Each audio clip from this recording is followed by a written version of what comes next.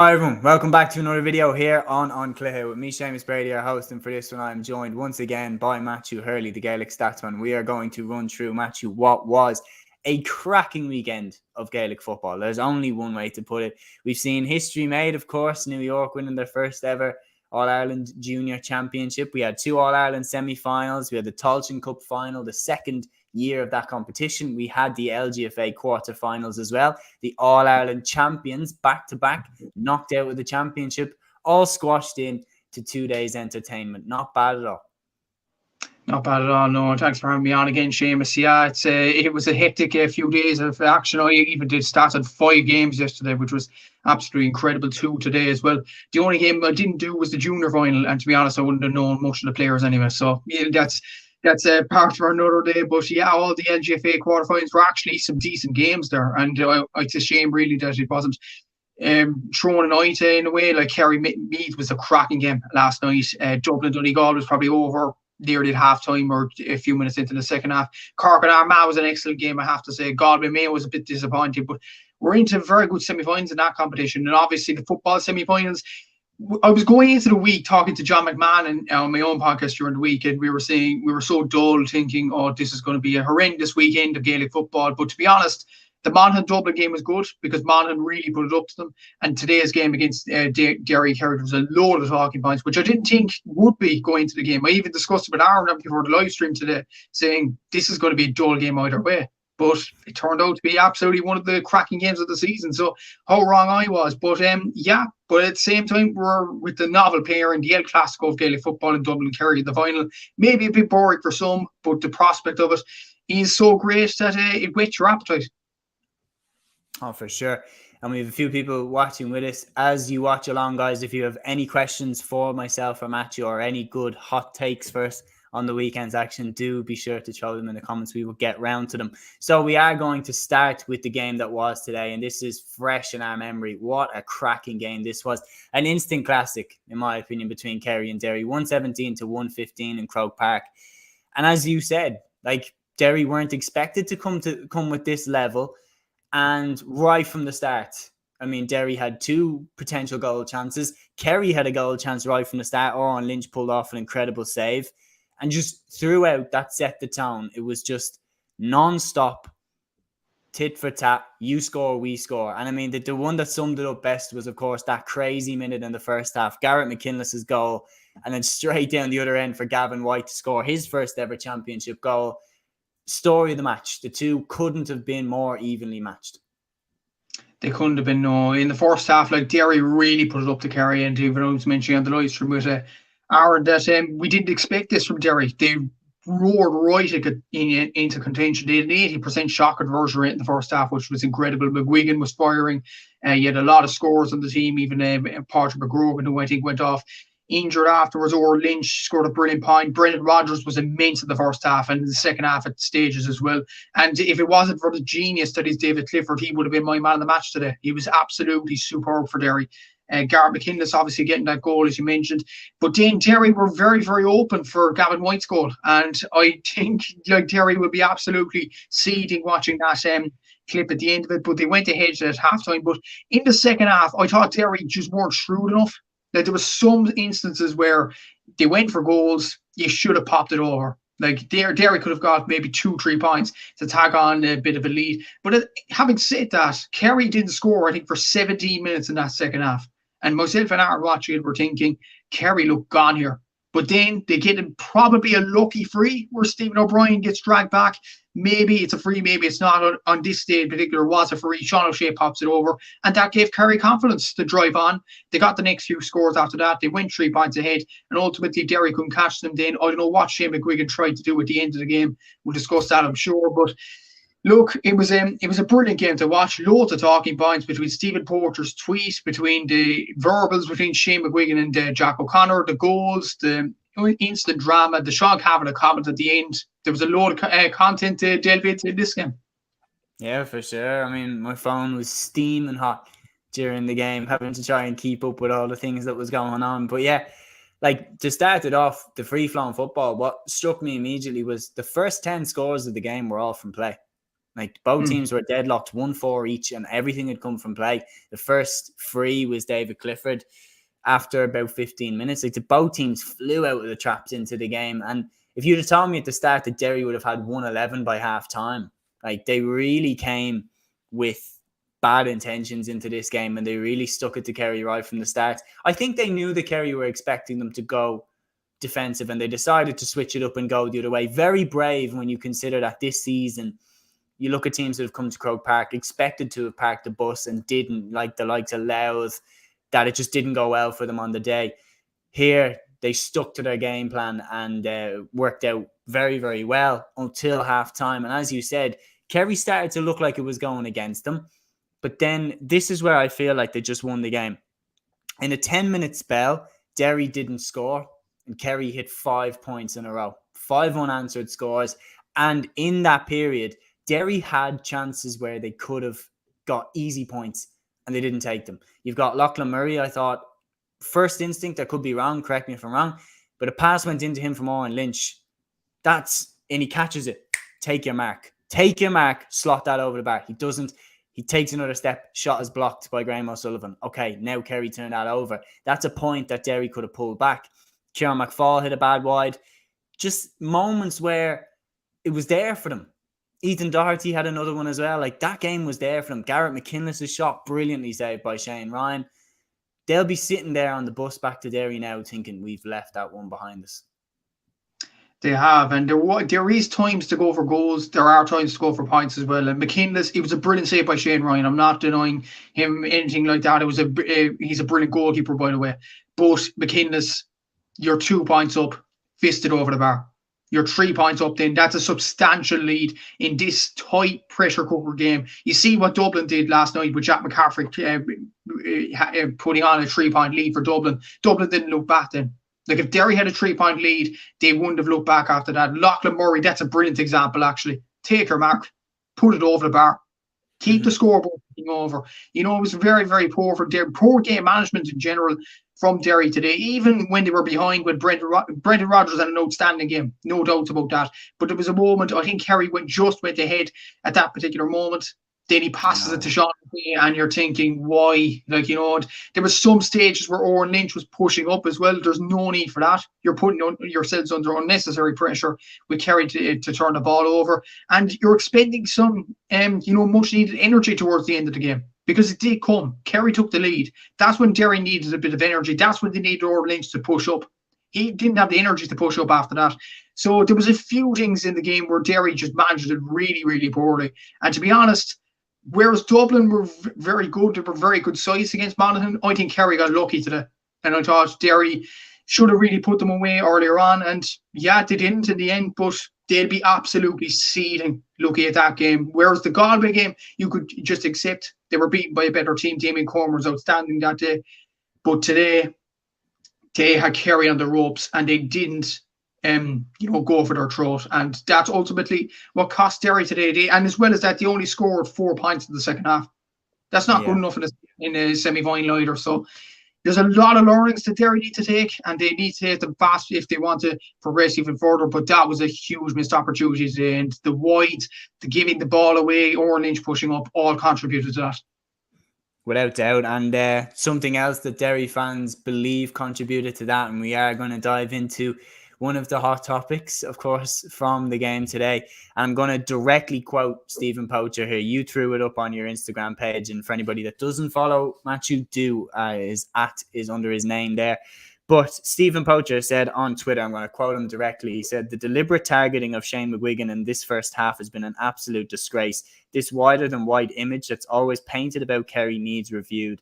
If an Ulster team was at that carry-on, at the carry-on that Kerry are at, there would be some outcry on the Sunday game." Now, watching the game, Shane McGuigan did get some fair belts. You're looking at Jack Barry, David Clifford, and there was another one as well he got in the first few minutes of the game. Big hits, 3 big hits that he got. It was for Shane Ryan. 3 huge hits that Shane McGuigan got.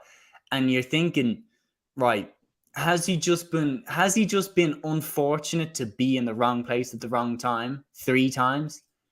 Or are they targeting him?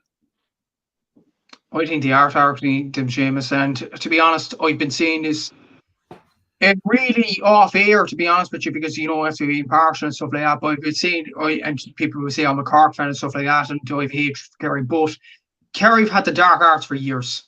And they had it against Cork at the group stages this year. I remember Dar Moynihan did tackling Kevin O'Donovan. There was a few instances where they were dragging down Cork. It was good, smart play that like Paul Flynn was saying on the Sunday game. But maybe if they think back at this to say that Kerry are just as bad as a Dublin or an Ulster team in the past, they have a will to win. But my issue is, in hurling, people criticise Limerick for playing dirty tactics, just to have a will to win. What I describe, Dublin get the same criticism. Ulster teams get the same criticism. Tyrone back in the day, Donegal back in the day, Derry nowadays. But Kerry should get the same amount of criticism. Like, they were clearly targeting McGuigan today. You could even see it. Like, the one with Shane Ryan actually wasn't given a free. In fact, Kerry's like ridiculous. Like, sure, I distinctly remember Paddy O'Rourke, the Meath goalkeeper, getting sent off against Westmeath for doing something very similar on Kieran Martin back in 2015. So I've seen red cards for instances like that. I'm not saying it should have been a red card, but definitely should have been a free. Exactly. And that's the thing with Kerry. Like, Meath don't have the capacity to get away with it. I think Kerry do. But is that like, but make no mistake, sure, I was saying it to you off air. I was saying, if teams are at this carry on, like, make no mistake about it, I'm not even going to have my own biases here. Dublin have pit bulls in their team, and they have really tough guys in the team that play on the edge. Name me an All-Ireland winning team that didn't have a few of them. You don't win the All-Ireland with a team full of softies. You need a few players that will absolutely run through brick walls, especially if there's a guy from the other team in front of them on the way. And Derry have their own ones. Like Garrett McKinless, Chrissy McCaig, you think they always play clean? But the reality is that McGuigan, it just so happened that Derry's best player or most threatening forward was hit 3 times really, really hard. No, there definitely was said before, get into him, because nobody has got into him over the Ulster Championship. Nobody has got into him over the Provincial Championship. And I was even saying it to you. If every team is at that carry on, so let's just put aside the hype and everyone saying, oh, if other teams did this. Let's just say that every team but Kerry is at this carry on. How are you better than them then? How do you keep winning? Like, do you know what I mean? If you are better than all these teams that are doing this carry on, you have to be doing a bit of it yourself. And they have been for years, as you said. And Kerry have always had some seriously tough players. And that's not a bad thing. I'm not saying it as a bad thing. And this isn't an anti-Kerry thing, but it's an anti-media thing. Like, it's not like, stop the waffling as if they don't do this. They do. And every team does. And that's okay. That's part of the game. But don't act like it doesn't carry on this. Yeah, and this is my frustration with Kerry over the last few years.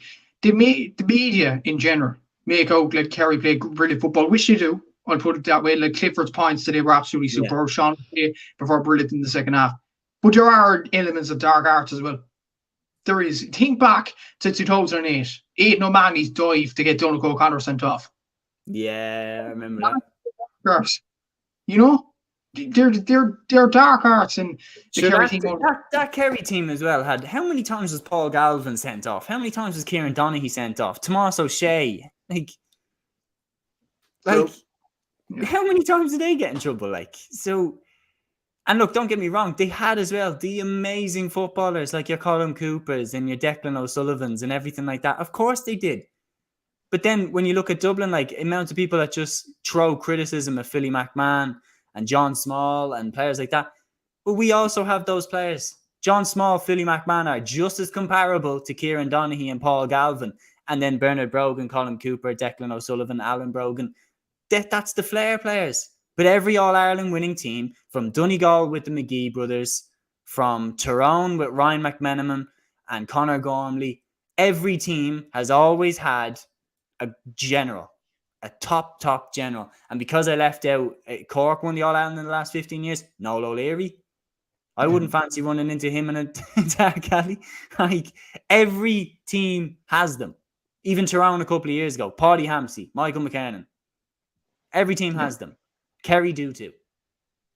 Exactly. And another example that doesn't involve Cork and Higgs. Remember the game in 2014, the Gaelic grounds against Mayo? They got Killian O'Connor sent off. Yeah. Because they were ringing them up. You know, there's so many examples of this. Even last year, there's a few examples. Where do you think it comes from? And I'm not saying necessarily to say names, but if you had to, is it more of a journalism point of view? Is it more of a broadcasting point of view? Is it commentary? Where do you think that image comes from? Due to the brilliant players that they produce over the years. That's good as well. Due to the skill of Colin Cooper, and we want to focus on that. I get that. Yeah, exactly. And maybe it's anti Dublin boys or Limerick boys or things like that as well. Because I find it frustrating, actually. I know we're going to hurling now, but Limerick, I find it frustrating over the past few years when people go after them, go after the likes of Graham Mulcahy and Aaron Gallan and Cian Lynch for doing dirty challenges and stuff like that.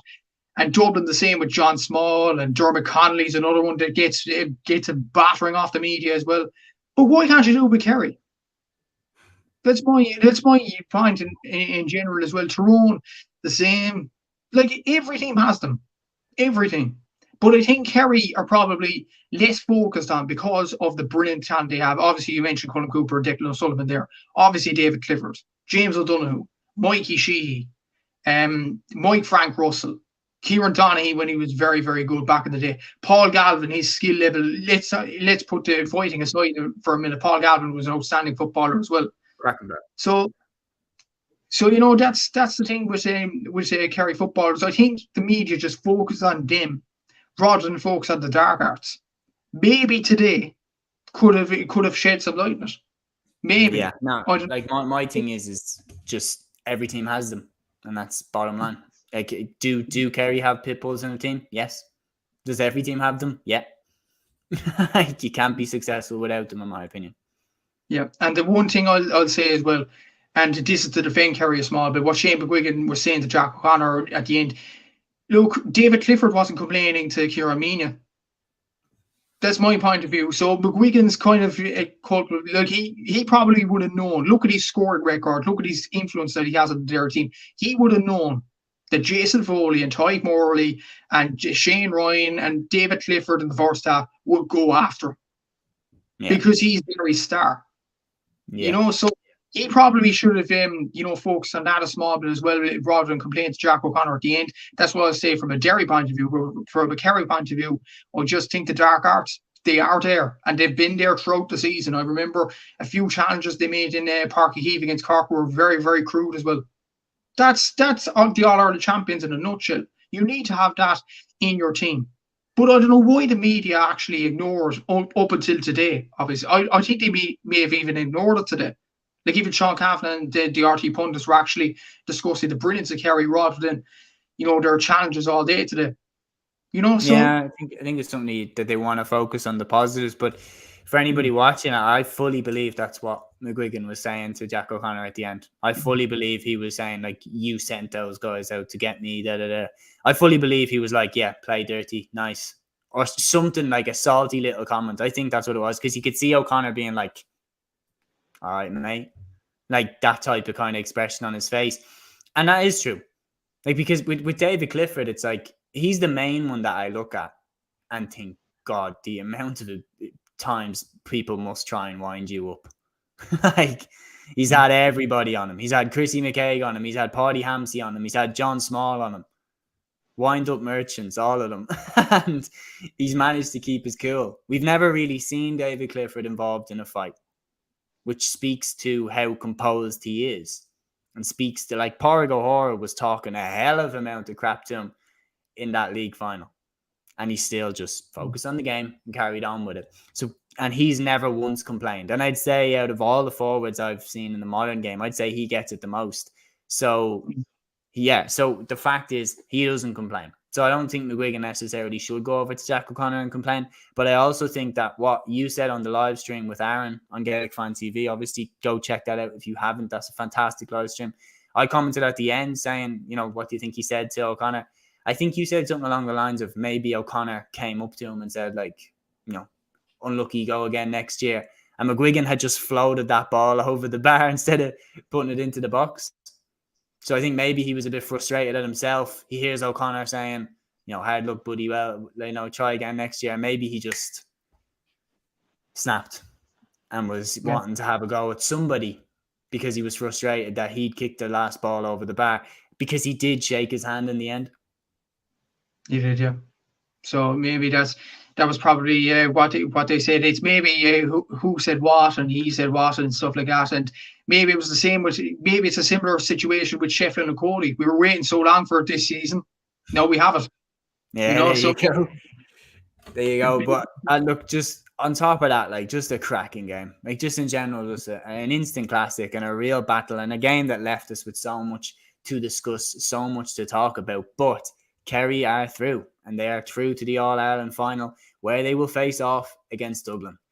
As you said, the El Clasico of Gaelic games, Dublin are into the All-Ireland final. Again, they beat Monaghan by 117 to 13 points in Croke Park. Interestingly, it's Dublin's first All-Ireland final since we were in lockdown. So it's been quite a while.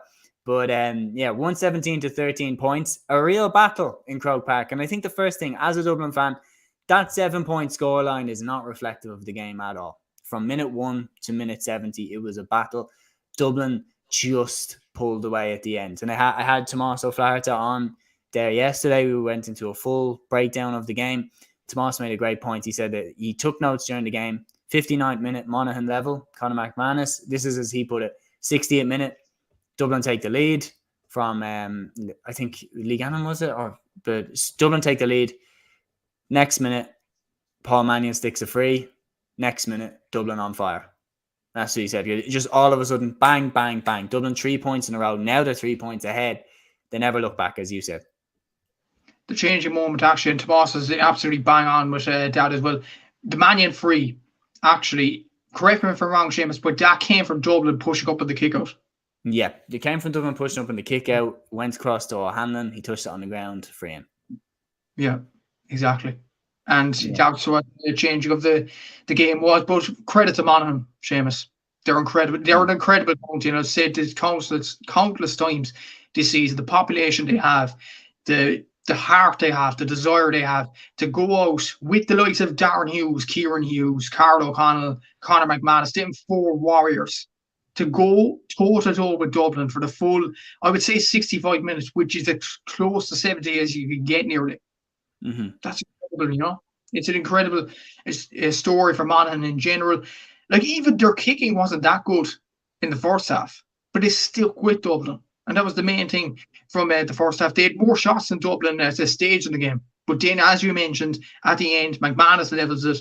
Then I think it was Bryony Fenton or Lee Gallen, whoever fisted the ball. It was Fenton. Sorry, it was Fenton. But then they had the know-how, the Dublin players, to push up on the kick-out, to put Monaghan under pressure, and they just coughed up the ball. Unfortunately, from a Monaghan point of view, Mannion gets that. Then Jack McCaffrey gets that third point cushion, and Dublin were safe from then on.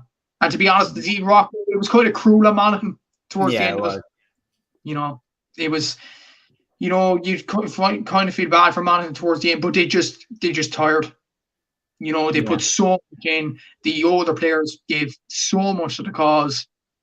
And they were just flat on their feet at the end of the game. And unfortunately, from their point of view, Dublin started to take over at the end. But what I will say about Dublin, 80% shot accuracy, I think I heard on RTE after the game in the second half.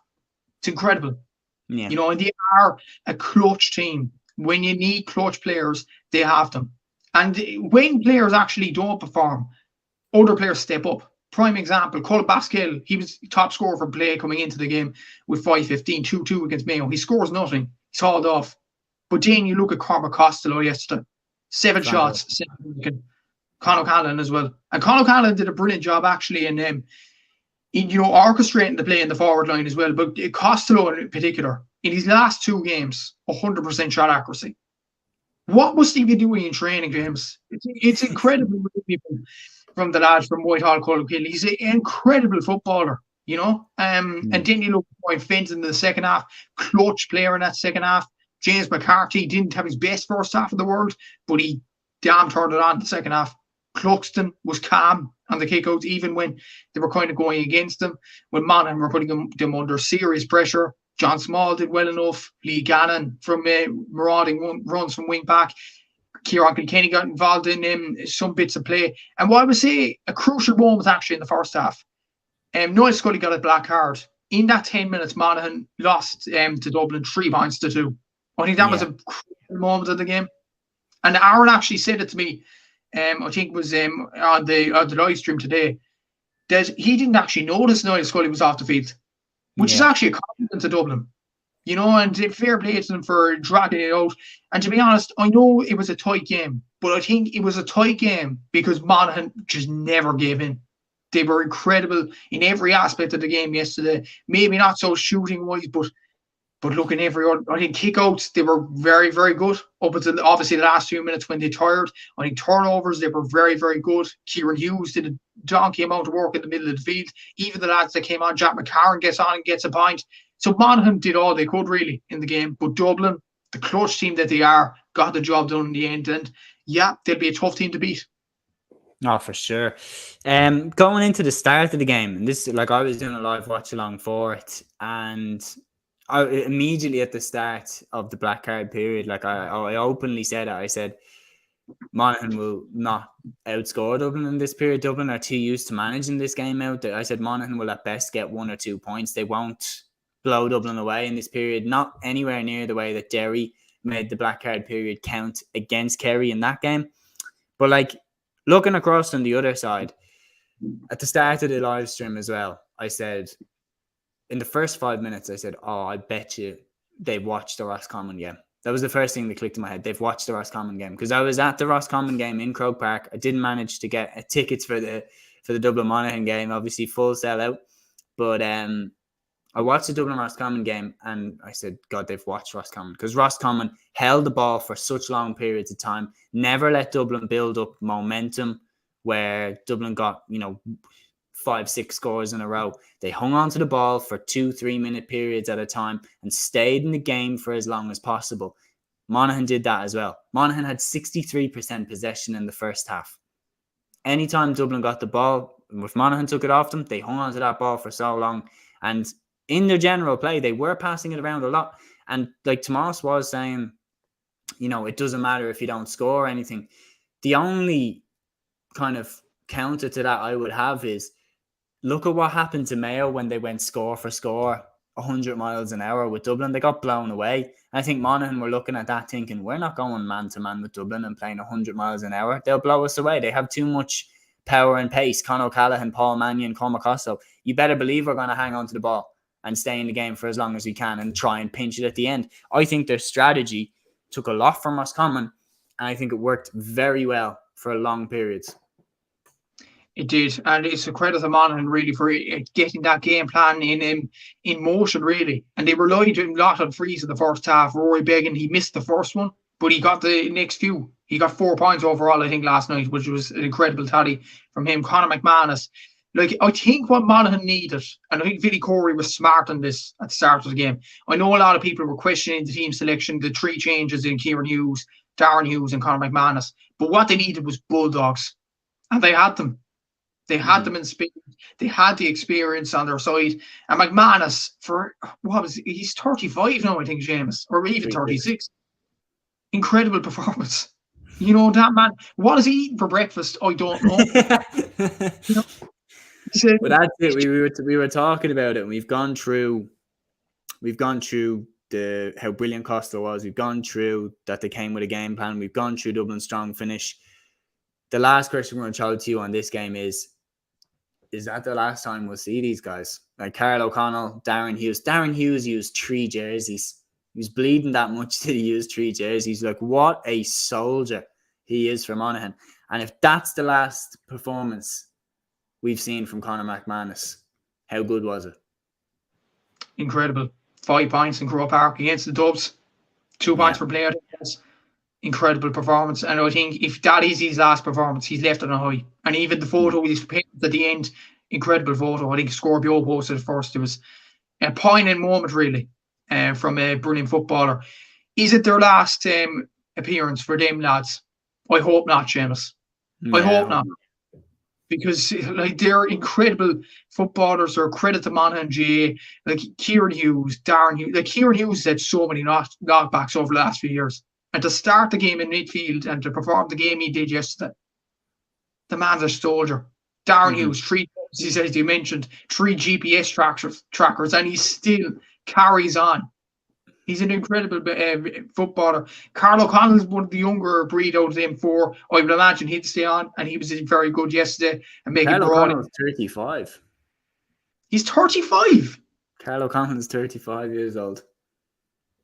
I get it up exactly. But I did hear that he was 35 somewhere. Whoa. I would have never. 34. Apologies. But he will be 35 on August 6th. So he's basically 35. he's still whipping around like a 28-year-old, isn't he? He is, yeah. Like, you see the goal he got in home against Derry, the marauding run. How is he 34? It's dragon player. No, I just imagine, and Monaghan are a credit to every county in the country, because them players keep soldiering on, and they keep producing more and more players as well. Like even Colin Blennan coming on yesterday. Jack McCart's an incredible footballer. Conor McCarthy. Imagine, like I wanted to put this in the podcast as well. Conor McCarthy, if he got that goal, in the first half where he was just nearly on his backside and puts in the net, that would have been the goal of the century. It's an incredible finish. Unfortunately, he went up the goal. Yeah, incredible. It would have been an incredible goal, and he was soldiering on again yesterday. Sean Jones off the bench, like Dar McAlarney is an up-and-coming player as well. Rory Began. How old is Rory Began actually? He must be around that age as well. Is he going to keep going? But to be honest, goalkeepers can keep going until they're 40 probably. Ryan Wiley, again, very good performance. Conor Boyle, he emptied the tank. Like a lot of them Monaghan players, or probably the whole team, performed to their utmost. They gave it their all, and they're a credit to their whole county. They're probably the benchmark for everybody in the country, maybe Division 2, Division 3, Division 4. We're small counties, but look at what Monaghan have done. They've got one on, and they've got toe-to-toe with probably one of the best teams we've seen in the decade. That could be us in the next few years if we put in the effort, the time and the effort. And look, Monaghan were actually ridiculed for bringing Vinnie Corey, and I thought it was a pretty daft appointment at the start of the year. But he's done an amazing job with these Monaghan players. Yeah. And there's no favoritism at all. And he's an incredible manager, probably up for manager of the year as well. So, for sure. I think Monaghan, incredible team. And it'll be sad when they leave. Hopefully it won't be this year. Yeah, hopefully, like the song that never ends. But like if he does go, just hats off to them all, because they all could go. O'Connell could go, Hughes could go, McManus could go, Kieran Hughes could go. Like, and they've had outstanding careers. They owe us nothing. I've been absolutely honoured to watch those lads strut their stuff. Now, moving on from the All-Ireland semi-finals, we had, of course, as well on the Saturday, the Táilteann Cup final. Meath 2-13, down 14 points from Croke Park. And I like when I was reacting to this game, I said it's genuinely one of the weirdest games of the year. Because it was like I predicted Down to win. And the first 15 minutes, I predicted Down to win because I said, look, they played in Parnell Park, Down hit 17 wides. Their attacking style suits Croke Park a lot more. Meath struggled like hell with Antrim, and Antrim missed big chances. Down won't miss those chances. They stuck 8 goals away against Cluiche. And for the first 15 minutes, I was watching thinking, this is going exactly as I predicted it would go. And then Meath get probably the weirdest goal I have ever seen in Croke Park. And just from that point on, it seemed like whatever could go wrong for Down did. And they lost this game. Exactly. And what I will say to Meath journalists and things like that, they actually kind of credited that goal to Ronan Jones. And I'm thinking, he clearly didn't touch him. Like, why would you go? And if it touched him, he knew absolutely sweet nothing about it. Yeah, he didn't know, and it clearly touched Pat Avon. If anything, Ron Jones gave him a nudge or anything, but that was just one of the you see the ball on the post, and Pat Avon was looking around, saying, "What the hell just happened here?" But Niall Kane as well. Niall Kane literally was like, it was just so relaxed or something. It was just like, I was watching and thinking, what just happened? Like, how did? But anyway, like from that point on, Down missed two such glaring goal chances as well at the end of the half. Ryan Johnston had way too much time to think about what side he was going to put it of Sean Brennan. Eventually put it straight at him. Then Liam Kerr gets through for goal, blazes it over for a point. And I was thinking, okay, maybe Down will come good in the second half. And they slotted over 2 scores from Niall Kane on the restart. I was thinking, okay, Down are still going to win. And then they just stopped playing. Meath got 4. Jack Flynn all of a sudden discovered he was world class at shooting, landed 4 scores. Jack O'Connor came in off the bench, hit 2 beauties, and then got the goal right at the death. And it's Meath's day. It is, and it will give me actually confidence going to the Division 2 campaign, because I watched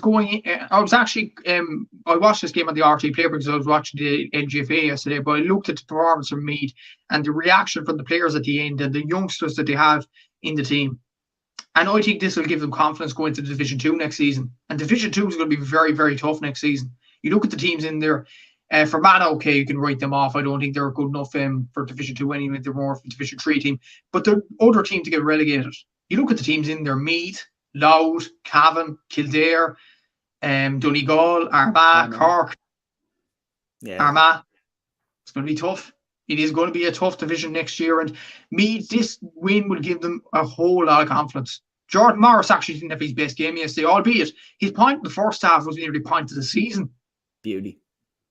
Unbelievable point in fairness to him. And yeah, it's the kind of point that you just watch and stare and think, how does he do that?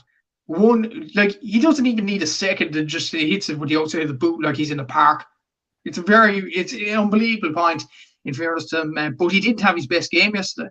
And Meath still won. Matthew Costello didn't have his best game, but still won. They're unearthing new gems. And Jack O'Connor and Jack Flynn are 2 of those. Owen Harkin had a good game as well. Ronan Jones, he didn't get a goal. He got 1 point. He didn't get 1-1. So stop, please. Stop putting up the wrong score. It's 1 point for Ronan Jones. But albeit in midfield, he was very, very good. Conor Gray, what size is he? He looks like a rugby player.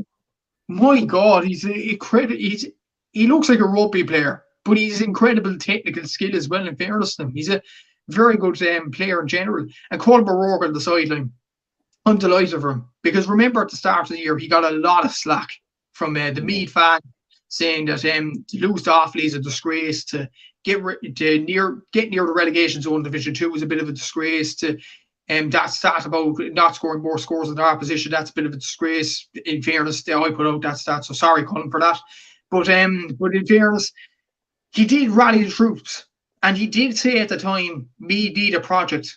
We're the Táilteann Cup for a reason. We deserve to be here. And I think looking back at it, and Meath fans would agree, he was right. Meath needed a bit of confidence to go in this competition and to get the old Meath back. And they have. I think Jack Flynn and Jack O'Connor were absolutely superb yesterday. And another stat, actually, that win against Cork, that was an incredible win at Parky Heath, 3-14 to 19 points. But 5 of that team, that starting team, started in the Táilteann Cup final yesterday. Incredible turn. Incredible. And I will say about Meath, he's ordered new James, like Conor Gray, I don't think started in that Cork game. He's now one of their best players. Jordan Morris did start in fairness. Matthew Costello was another. But even Jack O'Connor and Jack Flynn, incredible footballers. Donny McGowan's another player coming off the bench for the Rattle team in the club championship last season. Like Meath have some gems in the team now. And even their goalkeeper, Sean Brennan, has performed brilliant in the championship. And maybe it was questionable to drop Harry Hogan in place of him, but he's done brilliant as well in this championship. Harry O'Higgins as cornerback has been a find as well. Adam O'Neill, a cornerback, has been brilliant all season. So Meath, I think, have done well in the season gone by, and they will have confidence going into next season. And they are an All-Ireland team next year, and that's where Meath football wants to be at the moment. What I will say before I cross over to you on Down, I think they've had a good season other than yesterday. I think yesterday, it was weird in the first half because I was taking stats on the RT player obviously afterwards, but I've seen both sides at under 40% shot accuracy in the first half. I don't know, was it like that watching it live? But the shooting was very, very poor in the first half. Terrible. Some of the misses were laughable. Like, and it's just, you didn't understand really necessarily how they were missing those chances. But very, very difficult to understand, especially for a forward line, which looked like they wouldn't miss anything in the Laois game. Yeah. And they missed a load of chances. And I think back to the Liam Kerr, that was at the stroke of half time. Correct me if I'm wrong now, but that was some miss. I know we got a point out of it, but just put it low. It's just some basic errors really from the Down team in general. But Down will have to learn from this. I think Division 3 is going to be tough again next year. Like, you have Clare there. Westmeath obviously had a good season in the All-Ireland this season. Limerick will get a new manager bounce next year. Sligo, obviously, coming back on from Division 4, they'll be raring to go as well. So Division 3 is going to be very tough for Down. It's not really a gimme that they'll get out of it. So Down will be up for it again next year, but Conor Lafferty is building something. The Kilcrew players are back. There's a lot of confidence in the Down team at the moment. So I'd be confident if I was a Down fan. Just disappointing yesterday, and shooting was the main thing. I know they had 17 points. They had 10 yesterday, which wasn't much better, to be honest with you. So Meath had 11 as well. So basically, I think that's where both sides are. That's they're not All-Ireland teams at the moment, but they are building towards that. You looked at what happened with Westmeath. I know they performed well poorly in the league, but in the championship, against top quality opposition, they competed. And Meath could do that next season. So it's going to give them a load of confidence next season winning this Táilteann Cup. And congratulations to Meath, commiserations to Down. But Meath football seems to be on the right track to progression finally this season. Yeah, and I completely agree with what you said. Two teams that are in progress, but two teams that I think will definitely be in the All-Ireland Championship over the next 2-3 years. I think both of them are on the right track in their evolution. But yeah, congratulations to Meath, Táilteann Cup champions for 2023. I'm sure they'd be hoping that I finish off that part of my sentence over the next 10 years. But yeah, switching over then from the Táilteann Cup to the LGFA Quarter Finals. And now the first one that I'm going to look at here is Galway won 6, Mayo 10 points from Pearse Stadium. Mayo go away to Pearse Stadium in Galway and knock Galway out of the championship. Sound familiar? It does. It happened in the men's game and it happened in the women's game as well. But what I will say, this was probably, Shane, it was a poor game to watch. I thought it was even the scores from play. Galway 1-2, Mayo 4 points, and the scores from play in the second half alone, Galway 2 points, Mayo 1 point. And the only point Mayo got from play in the second half was the Sean Hurley winner. Yeah, 20 seconds left on the clock as well. Yeah. And just exactly. On that, right?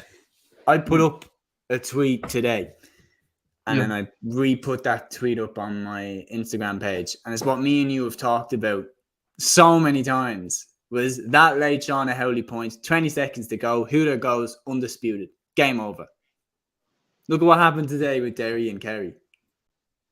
The whistles going around the stadium and John McQuillan's like, I'll let them have another attack. Why not? Like we need to kind of take it out of the referee's hands that the referee doesn't literally get to decide who wins the game.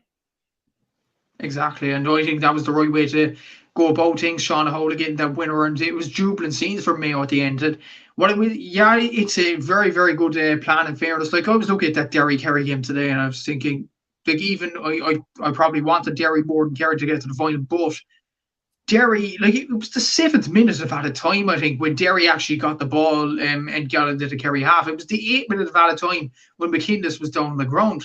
And I'm like, there was 4 minutes of added time added. It's just, it's really, really bad timekeeping in general. But the GA have to sort that out, and hopefully they will the next few years. But what I will say, Mayo's shooting was better than Galway's yesterday, and that's why they won the game. And Mayo had a 66% conversion rate, Galway had 43%. That's the winning of the losing, unfortunately. Galway, they were poor at stages in the game. I think there was 2 particular shots very close to goal, and they put them wide, and they're morale damaging. Séamus, when they put them wide, and you're like, oh, after all that work going down the field. But in fairness, Lindsay Newton took a very good goal in the first half, and you're thinking, okay, Galway are the right state to victory here. But Mayo, they hung in there in the first half. The Needham sisters did very well in the first half. Ciara getting a point from centre back, Tara getting the point right in the hooter as well in the first half. But Galway probably had the better possession in the second half, but they just didn't convert their chances properly. And that's why they lost the game ultimately. And Mayo will go into the All-Ireland semi-final now, and they'll be facing Kerry, and probably will be vengeance from last year, considering that was the team that stuck 4 goals past them in Croke Park last season. And Mayo won't want the same to happen again. So congratulations to Mayo for winning it. But Galway, after 2 promising games against Cork and Tipperary, their season probably ended with a whimper. And it's a shame for Galway, because there are some very good players, Kilcurran, Clonburn players, as you mentioned, in the match reaction yesterday. There's Marie Choi off the bench, who was on my podcast, very good player in general. Kate Slevin's another good player. Galway have the talent, but do they have the temperament? That's another question. They didn't yesterday, and probably that's why Mayo won it. That's exactly it, and it's a disappointing finish to the season. That, like, for a team that has the talent of the Leonard sisters, Kate Slevin, to go out like this after 2 very promising results against the likes of Cork, in particular against the likes of Cork, to go out at home in a game where you only scored 2 points from play in the second half. Look, I know the conditions were terrible, but you have to do better than that. That's the honest truth. You have to do better than that. And moving then to the next quarter final, I was really looking forward to this game, because it was 2 forward lines that have the capability of blowing teams away in the athletic grounds. And your own County Cork pulled a victory out of the bag, 14 points to Armagh's 2-6 in the athletic grounds. The big thing we have to mention is it was an Armagh side without Amy Mackin. Like, she is absolutely one of the best in the business. But Cork, on the other hand, had Ciara O'Sullivan, and she was outstanding. 5 points from play, leading the way for the Rebels to the victory. Exactly, and 100% shot accuracy as well. 5 shots, 5 points. Incredible performance from Ciara O'Sullivan, and you have to give her credit for that. And even Durham got 4 points as well. That's 9 points from the O'Sullivan sisters alone across both of them. And Maeve O'Sullivan in general, I know she conceded 2 goals in the second half, but she made a brilliant save, I think, for Blahy Mackin towards the end of it. And if Armagh stuck that away, that was curtains for Cork. So the O'Sullivan sisters, they did the bit for Cork from Board Abbey, so fair play to them. But Amy Mackin, huge loss for Armagh. And I was looking at that and thinking, wow, this is a huge opportunity for Cork to take down Armagh in this game. And it looked like at half-time, like they were going along nicely. Cork, it was 5 points each, but Cork still had another gear to go. But then they scored the first 2 points of the second half, and you're thinking, okay, comfortable win. But then I think Blahy Mackin scores that goal, and you're thinking, oh no, here we go again. Cork are going to lose a tight counter by conceding some sloppy enough goals like they did against Mayo last season. But they hung on in there. In fairness to them, Katie Quirk did a very good job coming off the bench, I have to say. Scoring, I think it was 2 points, 2 frees in general. Hannah Looney did well. Aoife Healy did well as well. And Cork seemed to be getting the foothold of the game. It was Niamh Coleman that got the first goal, but Blahy got the second goal. And then Armagh went a point ahead again, and you're thinking, wow, like, even without Amy Mackin, they are performing very, very well. But Cork hung on in there. Hendren got the late point for Armagh. That was, coincidentally, that was Armagh's first point of the second half, I think, with 5 minutes to go. So that was a bit weird there, but they needed goals to keep them in it. But Cork, they hung on in there, and this is a crucial win. Like, there were jubilant scenes at the end, and why wouldn't they? Like, after last year, the disappointment, the last year, they lose to the Mayo in Ennis, and to beat Armagh like they did. Incredible performance from Cork, and fair play to them for getting over the line. It's a next step now is Dublin. This is a big game for Cork. They've been rivals over the last few years, so it's a big game for Cork to get over. But to get to an All-Ireland semi-final at this stage, I think it's a brilliant achievement by Cork and by Shane Ronayne in general. And after all the dual clashes, the Camogie players and the LGFA players are in the semi-finals of the All-Ireland, so all ends well for both. Yeah, I mean, that's it. Like, it's no coincidence, in my opinion, that we've seen Cork's best 2 performances of the season in Camogie and in football. at the time when they broke up the weekends being on, the games being on the same weekends, and they had Hannah Looney, Libby Coppinger, Orla Cahalan there, that they could just focus on one and not both on the same day. But yeah, Cork, fantastic performance, a very, very tricky away assignment, and they came out with flying colours. Only away assignment that I would have thought, you could argue, potentially a lot more trickier, was the one that Meath were given, and the one that ultimately took out the back-to-back All-Ireland champions. Kerry 2-8, Meath 10 points from Austin Stack Park in Tralee. This was a game of two halves, and it was very clear watching it that the power of the wind was unbelievable. At halftime, Kerry were 2-7 to 3 points in front. 2 goals, one of them very fortunate from Sheaf O'Shea, definitely going for a point, dropped in over Monica McGurk into the net. And then Niamh Carmody with a ruthless finish for the second goal. They only got 1 point in the second half, Kerry, and that was from, I believe, Hannah O'Donoghue. And that was enough. Meath looked like they were roaring back into the game. Vicky Wall belted over 3 outrageous points. Emma Duggan hit a few lovely scores, but they just left themselves too much to do. They did, and to be honest, in that second half, you epitomised it brilliantly there, Séamus. A game of two halves, and it was like the wind. Lucky had it live in TG Carr. Jeez, how did they play in that sort of weather? It's incredible, really. But what I will say about Meath, they just lacked a goal in the second half. They needed a goal to keep them in the game, and they just didn't get that, unfortunately. What I will say, though, the two girls themselves, Vicky Wall and Emma Duggan, they're credit to their county. Vicky Wall's performance in the second half was superb. 3 points, and 3 points from huge distances out, may I add as well. Incredible performance from her and Jada. But Kerry, I thought they were very efficient in the first half, and they took their chances when needed. Like Niamh Carmody goal was a superb goal, and coincidentally, Sheaf O'Shea's goal, the same style of goal happened with Emma Duggan against Dublin in 2021. How it turns about, to be honest with you. So yeah, it was funny how things turned about in those sorts of quarters. But Sheaf O'Shea with 1-1 was incredible. Louise Dever-Hurtig probably didn't have her best game. Still got 3 points, 2 from play, which probably shows her level of performance. Niamh Carmody with a goal. Niamh Crahor got 2 points, which was a very good performance from centre forward. Hannah O'Donoghue, obviously Lorraine Scanlon. And even the other midfielder beside Lorraine Scanlon, Louise Galvin. She had a baby last year. She's 35 years of age. And to go full throttle, it's incredible. You have to give her credit for that. But I think for Kerry, the defence in the second half won it for them in the end. I think one of the managers, Darragh Long or Declan Quill, I don't know who was speaking to TG Carr afterwards, they were saying that the defence won it in the second half. The grinding. Kaylee Cronin, I think, is up there for player of the season at the moment. Her form is incredible. Clinched got the official player of the match award, and she was incredible too. Emma Costello was very good at centre back. What I will say about Kerry, though, their kickouts were probably questionable, 50-50, literally. 7 lost out their own kickouts, and maybe that's an area where Mayo could target. But for Meath, is this the end of an era? Is this the end of a great team after 2 great seasons? It's sad, really, because they've had some great players over the past few years, especially Duggan and Wall. But unfortunately, I think it might be the end of that Meath team. And yeah, it's unfortunate as time comes to an end. We talked about Monaghan earlier on the show with their veteran players. Meath, as soon as Eamon Murray left, I think the wheels started to come off. And it's unfortunate because they've been a great team over the last 2 seasons. And another thing before I switch over to you, Séamus, I'm trying to think about this. I thought about this morning. When was the last time the Camogie holders and the LGFA holders went out in the quarter-final in the same year exactly? I'm trying to think that as well. Because Kilkenny went out last week, Meath went out this week. It must have been a long time ago if that ever happened. It might be the first time it ever happened. For sure, because particularly in the LGFA side, we've had just dynasties that have been broken right at the end. Like Dublin lost their 5 in a row dream in the All-Ireland final against Meath. Cork, consistently got to the Final Four, even in the years where they didn't win. 2010, Tyrone beat them in the semi-final. But they were consistently always... What?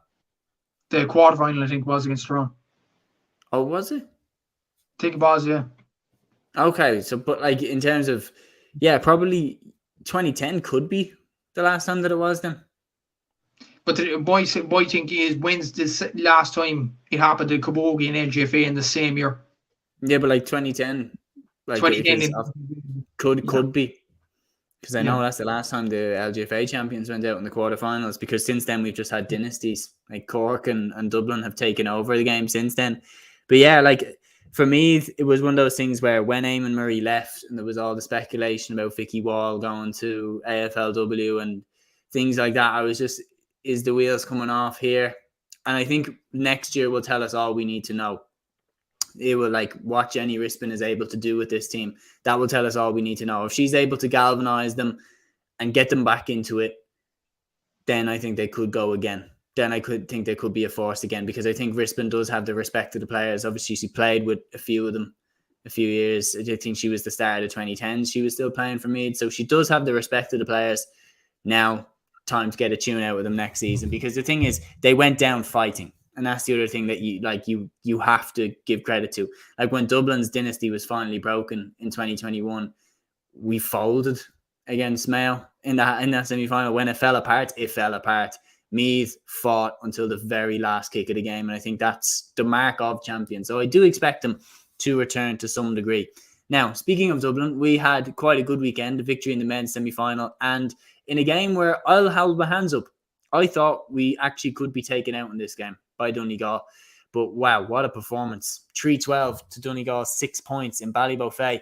Bearing in mind, this is a Donegal team that actually knocked Dublin out of the championship last season. So for Dublin to go away from home to Ballybofey and to take out a Donegal side that, like, the only player really that I thought they were missing now, huge player to be missing, but is obviously Yvonne Bonner. But they still had the likes of Karen Guthrie, Niamh McLaughlin, Katie Heron, and Dublin still won by 15 points. They were missing Geordie McLaughlin as well, who was named to start, but she was dropped before the ball was even thrown in. But that's still the only two players. Like Niamh McLaughlin, the player of the year, was there from midfield. You know, and Dublin still absolutely wiped the floor with them. But I will say the game probably turned in the first half, really. Suzanne White hits a free. I think it looks over, to be honest with you. You look at the TG car cameras. Then Dublin get the kick out. Straight away from the kick out, and Kate Sullivan puts it in the back of the net. That's a 4-point swing. You know, and that probably just, ended the game as a contest in many ways. And what I would say, Donegal, like, the only three scorers today, Niamh Hagerty, Suzanne White, and Karen Guthrie. Karen Guthrie came off the bench. At inter-county level, it's not really good enough. I think they were the only three players that actually took shots on today. There might have been a four, but to have 3 or 4 players take shots in 60 minutes, you know, that's probably not good enough at inter-county level. But for Dublin, you have to give them credit. They're back with a bang. Like Kate Sullivan had a very good performance with 2-1. Hannah Tyrrell obviously with 3 points. Sinead Ahern. Again, we talk about veterans so much in this podcast. How long has Sinead Ahern gone on for? And she still comes on and gets the goal. In fairness, a very good performance from her. Carla Rowe didn't have her best day, but still got 2 points. That's what great players could probably do. Martha Byrne, Jodie Egan, Ella Gribben came on and got points. Queeve O'Connor, Lauren McGee. They did well, Dublin, and they got the win in the end. I counted their different scores. Now, I think they had 10 different scores today, Dublin. Some number. And it will be staying the same day. Shivers down Cork's spine going to the semi-final, definitely. And what I will say about Dublin, they know how to slow the game down as well. I recorded they conceded 30 frees today. And they do get physical when they want to. They know when to slow down. They know when to concede the frees at the right stage. Then they probably just took the momentum out of Donegal in a way. And that's what won them the game in the end. Fair play to Dublin. But overall, I think Dublin are just the better football team than Donegal this year. Donegal did show some light in the group stage, in fairness. They beat Waterford and Meath. But let's not forget, this is a team that got relegated to Division 2 this season. So there's bound to be, bad points with them. So, look, job done for Dublin, but tougher test still to come for Mick Bowen's side. But, Cork-Dublin. It's a derby. It's a big game. It's between yourself and myself. Myself and Aaron. It's a huge game. It always is a huge game in an All-Ireland semi-final. So definitely looking forward to it in Seppelt Stadium, Thurles in 2 weeks' time. Well, that's it. Like I was saying to you there, like about how they are the two dynasties of the 2010s. Cork dominating up until about 2017, 2018. Then Dublin took over, won 4 in a row, nearly made it 5 in the final, but Meath obviously beat us to it that day. Yeah, like I can't wait for that semi-final between those two. I think it's going to be an absolute cracker. Now, quickly, I'm going to run through the 2 relegation playoffs that were played. So Laois maintained their survival, their senior status, beating Cavan by 10 points to 1-5 in Kiltoom. And Waterford and Tipperary, would you believe, went to free kicks. So it finished 8 points each after extra time. Tipperary won 6-5 on free kicks in Piltown, the winning kick coming from cornerback Emma Cronin. So those two sides are going to stay up in senior football next season. Incredible, really, from the free kicks point of view. And incredible in general. Like, I think if that game went to extra time, that would have been 80 minutes. So 16 points in 80 minutes. Must have been, I don't know what way you take it from that in general. Maybe it was the weather. Like the weather throughout the weekend, to be honest, Séamus, was absolutely treacherous. So you have to give the players credit for that. But I thought Waterford would beat Tipperary, to be honest with you. But Tipperary, they pulled it out and they did it in the end. They're staying up in the senior division. And Laois, in fairness, I think Rowan Fitzpatrick's actually gone out to Australia. So to win it without her against Cavan, that's a very good win for them and to keep them up in the senior grade. But to be honest, Cavan or Waterford, early prediction, I'd probably predict Waterford to win that. So Cavan could be going down to the intermediate grade next season. Yeah, no, I definitely would agree with you. And speaking of switching up grades, we're going to go to the junior grade and obviously the bit of history that was made in Croke Park today. Frank Sinatra was playing in Croke Park as New York beat Kilkenny in the All-Ireland Junior Final by 13 points to 1-9. Yeah, so that was the curtain raiser before the Kerry versus Derry game, and a nice bit of history made. It is, yeah. I thought Kilkenny would win this game, to be honest, because to be honest, in my mind, I just wanted Kilkenny to win it, to be honest, because like they're a county that should really have a football team in Division 4, but ultimately, yeah, New York had their day. And Frank Sinatra, as you mentioned, I just checked that on Twitter, playing New York, blaring around Croke Park. When's the last time you'll see that? And when will you ever see that again? So, brilliant victory for New York. I seen one of the players interviewed on Clubber during the week. Clubber actually tagged me in a post. And he's a 19-year-old and he scored a wonder goal in the semi-final. I think it was against Warwickshire, I think it was, in the semi-final. And yeah, he was at it again. I think that guy, his name is Brian Coughlin. He scored 1 point today. So very good performance from him. And I'd love to know his haircut barbers, actually, because he has some head on him, in fairness. But Shane McGilligan got 3 points for play. Very good performance. Conor Matters, 3 points from play. Again, very good. CJ Malloy, Thomas Shaldy, and Emmett Lochburn all scored for New York. So very good victory for New York in this game. And while I wouldn't say Mick Kenny had a good performance for Kilkenny, scoring 1-2. So he might be a player to watch in the next few years. And I'll pose this question to you, Séamus, actually regarding Kilkenny, because New York are actually way across, in America and all that, and they probably could afford only championship games for now, at least. But for Kilkenny, do you think they should be a Division 4 team in the Alliance Football League? They were the last few years. They won a junior championship last season. It will progress the county. I'm telling you, it will progress the county football-wise. There clearly is interest there. Like, they brought to Croke Park 2 years and won them in front of All-Ireland semi-finals, in front of Dublin and Kerry, no less, last season. So, like, there's still some footballers in Kilkenny, and it will provide, a stepping stone for them as well, like the Kerry Hurlers in many ways, being in the Joe McDonagh Cup. So, what do you think? Should Kilkenny be in the Alliance League next season? I wouldn't say next season. I think if they were to go in next season, I think they would get annihilated by every team they played. I think that the Waterford game would be the only one where I could potentially give them any. I still think Waterford would beat them handy. I think they've no experience playing against like the senior inter-county teams. And I think that would definitely become very apparent in the Alliance League. I think a 5-year plan to get them back, where you start playing them against teams and building up their ability and building up minor teams and under 20 teams and stuff like that. That could be a way to do it. But next year, I think that they would get slaughtered if they went into Division 4. Yeah, but it's one that I do wish they did have a team, because I love the idea of every county having a team for every sport. But not always the way, unfortunately. But yeah, congratulations to New York, and congratulations to all the teams that were successful over the weekend. Guys, that is the full recap of all the weekend's action here on Ancluiche. Myself, Séamus, Brady, and Matthew Hurley, the Gaelic Statsman. Thank you so much for giving us your time today, and until the next one, take care.